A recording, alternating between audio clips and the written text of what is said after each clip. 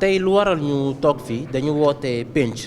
ñi ñuy woowee chroniqueur nga xam ne ràññee nañ leen lool ci wàllu joxe seen xalaat ci xibaar ci actualité ci politique ci koom ci wërgu-yaram ci sport ñu seet ne wax dëgg yàlla jaxasoo bi am ci média yi te mu bëri lool boo jëlee fukk juróom-ñett yi lu ci bëri dañuy gis ne kenn la ñu woo ci benn plateau ñu woowee ko loolu muy joxe xalaatam xëy na mu am dérive ñun bëggoon nag tey jii balaa ñuy dem ci wàllu li yoon tënk ci dérive yi ci média yi nga xam ne code pénal ci boppam moo ne nit amul sañ-sañu toog fenn média wala kër tas xibaar wala feneen di sosal moroomu nitam wala di wax loo xam ne day gàllankoor réew mi nu mu mbootaayoo maanaam cohésion nationale loolu code pénal moo ko njëkk réprimer waaye itam ñu gis ne constitution moo joxe liberté d'expression nit ki am na sañ-sañu joxe xalaatam ñu gis ne chronique ci loolu dafa ñëw nekk liggéey boo xam ne ci wàllu taskatu xibaar moo li gën a am solo ndax da ngay am xam-xam ci wàllu xibaar lu mu doon waaye itam nga am xam-xam ci ponk bi nga xamante ni moom lañ la laaj nga joxe ci sa xam-xam bëggoon nag tey jii nii ak ñi nga xamante ni ñoom ñoo nekk ci liggéey bi nan la ñuy def ba buñ fi jógee li jëm ci wàllu dérive yi li jëm ci wàllu wax kàddu yu ñaaw yi li jëm ci wàllu li nga xamante ni mën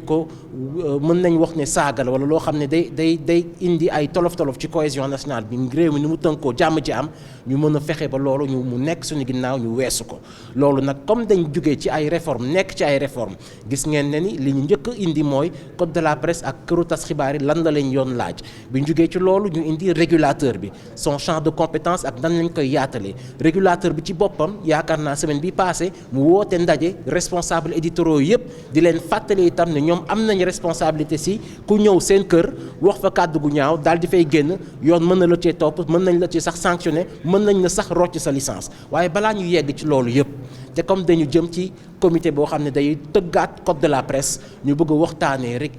chroniqueurs yi nan lañuy def ba ñun bu ñu jógee ci lii ñu mën a xam yan charte lañ leen di teg ba nga xamante ni métier bi nañ ko organiser du nit ku neex ñëw tey ngay jaay gerte wala suba nga nekk taximan ginnaaw suba nga nekk chroniqueur nekk boroom xam-xam ndax itam sénégalais yu bëri chronique da leen di dimbali ndax bu ñu dégloo chroniqueurs yi ñenn ñi ci am xam-xam dinañ leen mën a comprendre loo actualité bi lan la firi analyse yi lan la tekki débat contradictoire yi itam dina mën a permettre citoyen bi mu am benn contrôle objectif ci action gouvernementale bi waaye itam li ñuy ñaawlu rek mooy kàddu yu ñaaw saaga wax yoo xam ne day indi instabilité ci réew mi wax yoo xam ne itam buñ ko waxee mën na indi désinformation wala yoon mën la cee topp looloo waraloon ndaje bi ñu ndaje boo xam ne nag wax dëgg yàlla woon nañ ci acteur des médias yëpp régulateur bi ñëw ñi ci ëpp ci mbootaay bi sax mooy régulateur yi ñoom seen biir mooy chroniqueurs yi ñoom seen biir ndax ñu ci bëri ci ñoom dañuy ñaawlu nan la ñenn ñi di ñëwee di yàqee seen i der ci wàllu chronique ndax jàpp nañ ne ñu ci bëri li ñuy def du chronique. Pouvez-vous revenir un peu sur l'objet de la rencontre de ce matin? La rencontre d'aujourd'hui est une continuité des travaux que nous avons déjà initiés. En guise de rappel pour les dispositions du Code de la presse que les médias généralement doivent respecter,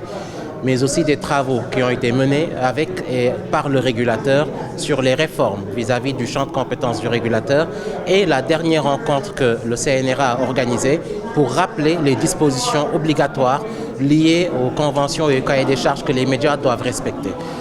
Dans le même sillage, aujourd'hui nous avons tenu à avoir des discussions sérieuses avec ceux que l'on appelle des chroniqueurs, qui sont dans les médias, dans des médias qui peuvent être conformes avec la législation ou pas, et qui souvent occupent une place importante vis-à-vis de l'opinion qu'ils véhiculent, de l'analyse qu'ils donnent, et qui doivent être arrimés aux normes de déontologie et éthique qui régissent les médias. Et de ce point de vue, la discussion a porté sur 2 ou 3 points. Devons-nous aujourd'hui donner un statut particulier à ceux que nous appelons chroniqueurs au regard des éléments saillants et des dispositions obligatoires qui régissent le travail du journaliste?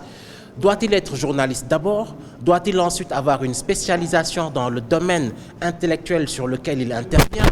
Devons-nous créer un ticket d'entrée? Et ceux qui occupent aujourd'hui l'espace et qui ont une renommée certaine, comment devons-nous légiférer dans leur sens vis-à-vis de la valorisation de leur travail et vis-à-vis même de la validation des compétences ou des acquis qu'ils ont? Ça, c'est un premier palier. Le deuxième palier, et pas des moindres, c'est comment garantir naturellement ce travail qui constitue un acte qui est un peu le summum de l'élite du journaliste parce qu'il doit être un expert dans son champ de compétences et maîtriser les rouages de la diffusion de l'information, mais garantir toujours le respect des principes d'éthique et de déontologie et garantir le respect des normes qui régissent la cohésion sociale, à savoir les critères de Rabat qui préviennent tout ce qui est lié au discours de haine. Ça, c'est un palier. En mettant de côté la prévention sur les discours de haine, il y a aussi le travail important qui doit être mené vis-à-vis de la prévention de la désinformation. Parce que notre volonté en tant que responsable du cadre normatif qui encadre le secteur des médias, c'est d'arriver à un niveau de responsabilité tel que nous ne serons plus obligés de faire des rappels à l'ordre ou de faire appliquer les dispositions du Code de la presse qui, lui, stipule que, effectivement, diffuser de fausses nouvelles ou porter atteinte à l'intégrité morale ou à la dignité d'une personne ou d'une organisation constitue des délits ou des crimes pénalement répréhensibles.